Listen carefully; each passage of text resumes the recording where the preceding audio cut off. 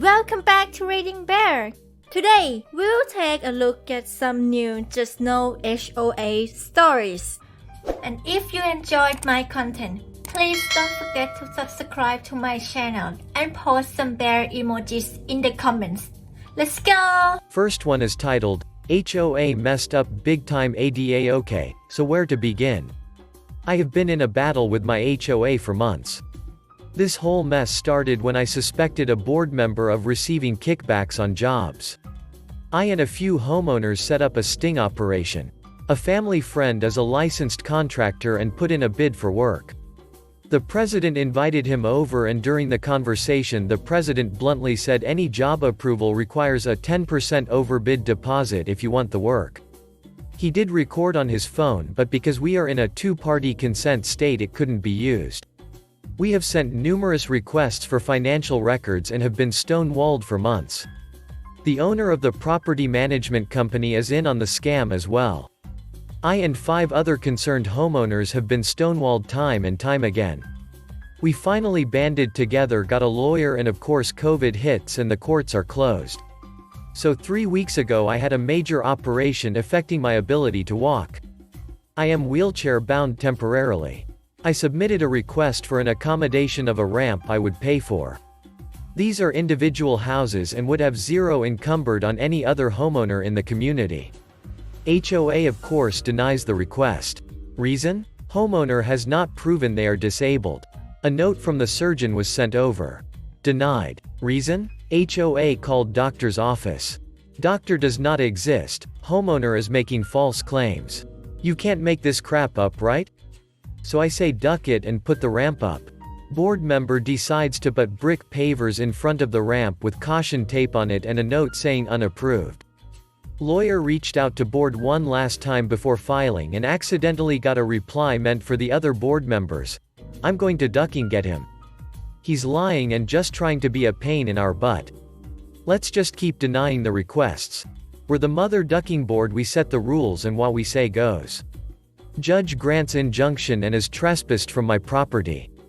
I sort of forgot about the whole thing. Board has been leaving me alone. Until today when 2 board members came banging on my door telling me they are going to kill me. Thanks Ring for recording it all. Yelling how they will make me permanently crippled.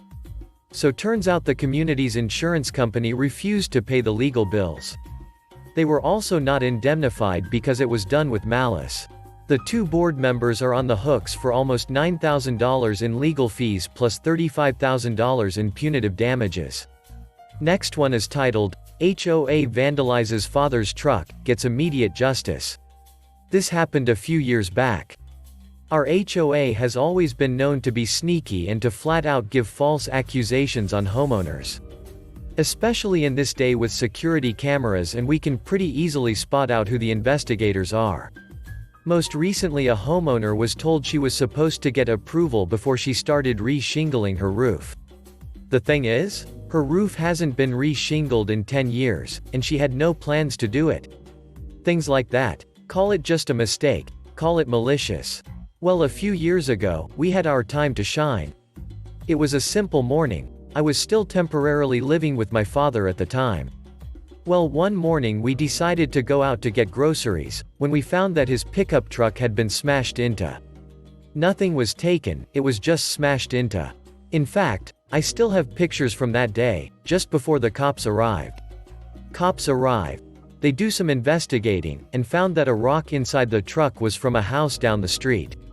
Unfortunately they couldn't get them to admit to the crime, nor could they prove it was even them.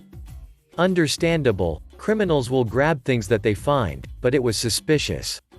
The rock, I should say, was a special kind of rock that no one else in the neighborhood had, some round polished type. Very unique. After this incident, I installed a security camera on his house. Well, not 2 days later we got an HOA violation for a vehicle eyesore that needs to be removed. Just 2 days later. I'm confused how such a letter could have been written up so fast, but I started to suspect foul play. One day we were home and had a knock at the door. The HOA actually called a code inspection officer. The week hadn't even been over yet, so the parts to fix the truck weren't delivered yet, We weren't paying expedited shipping for damages we didn't cause, and the truck was so old insurance would probably just total it. The truck is sentimental to him, so he wasn't going to get rid of it. It still ran great. Code inspection tells my father that vehicles which do not run need to be removed.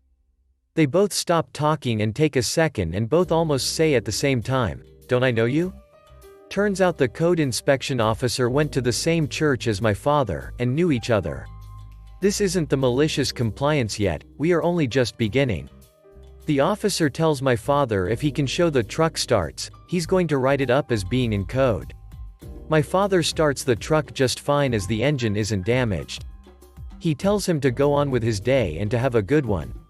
At this point, we are furious because we are starting to suspect the HOA may have did this, as there's no way they could have possibly known so fast. Unfortunately, our turn of the street had no neighbors with security cameras until I installed one on our house, so it caught nothing specific to our incident. Down the street, these people supposedly broke into a car as well, but the camera on their house was unable to see anything. Damn. Here's where the fun begins. Fast forward a couple months after nothing happened, I decided to install a new dashcam in my car. I found a good one that uses very little power off the battery, and can activate if there's any bumps to the car. Even if the car is off, it just needs to be wired straight to the battery for this. It's a thinkware. A few days later, we got a violation notice for our mailbox being crooked. It wasn't crooked much, but I do remember it recently having an angle. Odd, I could just fix it, but my car was aiming straight at the mailbox. I'm thinking, no, this couldn't be possible, it only records if there's a bump. I take out the memory card, and apparently I either didn't configure it correctly, but it was recording the whole time, it never went into sleep mode. I watched, as the investigator walks up to the mailbox, and pushes it crooked, then writes down on his tablet his findings and takes a picture for records. I'm appalled at what I see.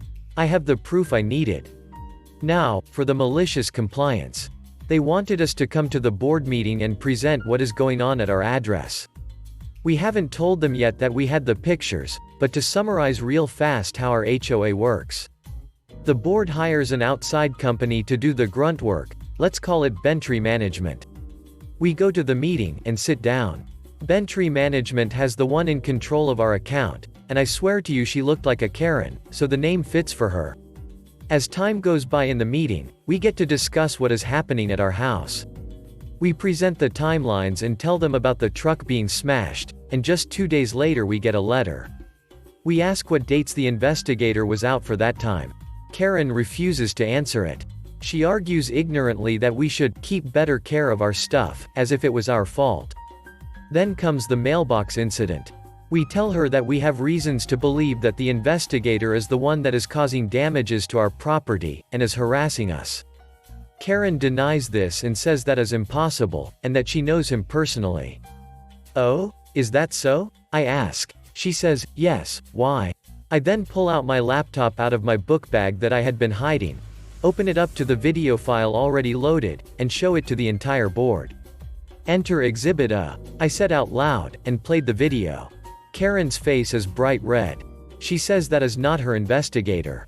I then also pulled out the letter about the mailbox, which was complete with date. It matches the cooked on timestamp on the video. She still tries to claim it's not them. No, it's a coincidence, I'm sorry, but you have a vandal and it's not us. It's not? I let the video play, knowing she's falling into a pit hard right now. As the man walks towards my car, you can plain as day see, Bentree Management, on his shirt. She's no longer red now, she's white as a ghost. The board looks over at her and asks what she has to say about this. Karen is silent, and has nothing except a few noises which I assume was her brain trying to comprehend what just happened. I then proceed to bring up a previous case which I happened to remember before we left for the meeting, where we had a grass violation beside our house. Now this area they were claiming was actually not visible from the sidewalk due to the house's shape. I asked point blank, has at any time, your investigators walked on our property, illegally trespassing? Knowing as per their rules, they aren't allowed to do that. Karen is visibly shaking now and mutters out, No, of course not, with her head down, unable to maintain eye contact with me. She probably feels that I have more evidence, but unfortunately I didn't. So I ask again. She asks, why? Our neighbor, whom are lawyers, literally next door to us where the side of this wall was, stands up, and says, actually that's not true. I have witnessed one of your investigators go between our houses and poke around the trash bins. Bingo. I didn't even realize she had this information. I couldn't have asked for more better timing. Karen at this point just starts arguing with our neighbors about no proof. The board proceeds to apologize for the incident and they were going to discuss what is going to happen in the future about this. At that point, the meeting is over. A month passes and we get a letter that a new person will be in charge for Bentry management and new investigators. She was fired that night. Since she was fired, my father tells me we only get the occasional blip of errors, but they correct it immediately and don't bother us really anymore. Next one is titled, HOA got every single homeowner's car towed. They were doing some useless crap like replacing asphalt with bricks, which was loud and took weeks and probably will cost a lot to repair, so they told us we could move our cars to the small plaza next to our homes. They assured us we had permission. Every car parked there got towed, and they had no choice but to pay roughly $300 for every car towed. After that, my mom joined the HOA using this against them, and they didn't bother us again. The stores on the plaza were alright, they even gave us parking permits for the week. HOA loses a duck ton of money. The plaza loses customer parking space for a week or so. I lose a day worth of convenience. The only winners are the towing company. Next one is titled, all I asked was proof of insurance before allowing work to be done on my property. So, I am in a long-running dispute with my HOA because they refuse to follow the CC&Rs and bylaws. Anyway, they decided to take down some trees on HOA property behind the houses on our street and wanted access to the trees by coming across my property, and I refused until I had proof of insurance from the contractor. The HOA said that the contractor gave them a certificate of insurance, COI, and they provided one from the HOA to me. Problem is that the tree removal company provided a COI. That stated, information only, in the certificate holder box. Which means that maybe they have insurance, but if something happens on someone's property that they are not liable. Neat little trick, and the HOA idiots fell for it. I still refused work until I have a valid COI naming me as the certificate holder from the tree company. So the HOA president comes onto my driveway and starts to argue with me, and I told him to leave my property. He refused, stating that he has a right to be on my property anytime he wants to. Told him to leave again, that he is trespassing, and he again refuses and says I should call the state police. He finally leaves and I call the SP. They went to see him and let him know that CC&Rs and bylaws do not supersede state and federal protections for private property protection.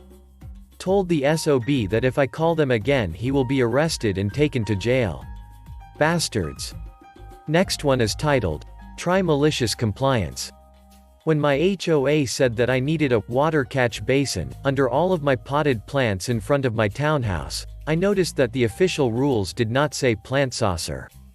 Technically, a water catch basin is an industrial water conduit.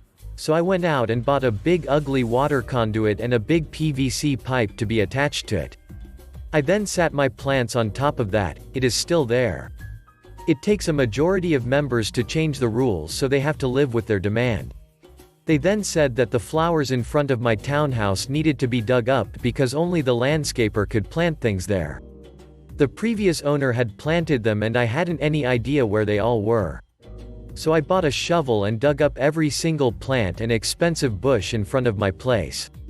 It cost them much more than the $50 fine that they were charging me to fix my compliance. In the past year they have stopped trying to fine me. Probably because I am too expensive to go after for their little things anymore. There are lots of malicious compliance solutions you can pick. If an HOA requires a grass front lawn, see if you can get written permission to spray it regularly with color so that it won't turn brown. You then go and get fluorescent pink. You simply make it so obnoxious and expensive that they stop trying to impose silly little things. There are a lot of fun things you can do with following rules exactly or getting permission to do things that have unexpected results. Brainstorm with friends. Have fun. But make sure it stays exactly within the rules. You can train them to look only at meaningful things instead, especially with you. HOAs can actually be a good thing if they are reminded to stick to what is really important. More like a utility service than an enforcement authority. Last one is titled, Bought a condo, was not given the full pet policy before purchase. Can they make me get rid of my dog? Okay, so I purchased my first home, a condo. I have a dog, she's about 40 pounds. As a responsible dog owner, I mentioned to the realtor I have a dog. Mentioned it at the open house the other realtor. I have a dog. I also asked him if there are let restrictions. Me knowing the area, read the bylaws of the condo HOA to learn about their pet policy. There was nothing about breed or size restrictions. Basically just, only one dog per unit, she can't be barking all night, and I have to clean up her poop. Cool. This place still works. About a week later I signed the papers, it's mine. I talked to someone from the COA yesterday and she informs me that their pet policy was changed a while ago and only dogs under 30 pounds are allowed. I informed her I was not told this information. If I was, I obviously would not have made the purchase, and it is not in their bylaws. She even admitted they need to make it clear to buyers. Apparently they emphasize it with renters. Are they allowed to say my dog is not allowed? I am seriously considering not even moving in and reselling. Leaving my dog is not an option. Update. Contacted my realtor, who is also family friend. She said pay the move-in fee, even though that's normally only a thing when an elevator is involved, and just go with the new parking policy. But just follow what the docs I got sent say. They might be out of date, but that's a massive oversight on the COA. She is willing to go with me to any meeting they force me into for breaking the bylaws, especially my dog being over the weight limit that did not exist. She looked back over the docs, and had her husband look over them, also a realtor, he's on the selling end of things, because she thought the change in policies were weird too, especially when I pointed out the last resolutions to the bylaws were put in place in 2009. So I guess we will see what they say about my dog and the changes I'm doing on the interior of my place. But I should be allowed to follow those docs. And my dog, even if she was 100 pounds, should be allowed to stay. If they question it, I have a leg to stand on. Still puts a salty taste in my mouth. Do they not expect buyers to read the docs? Thanks for listening.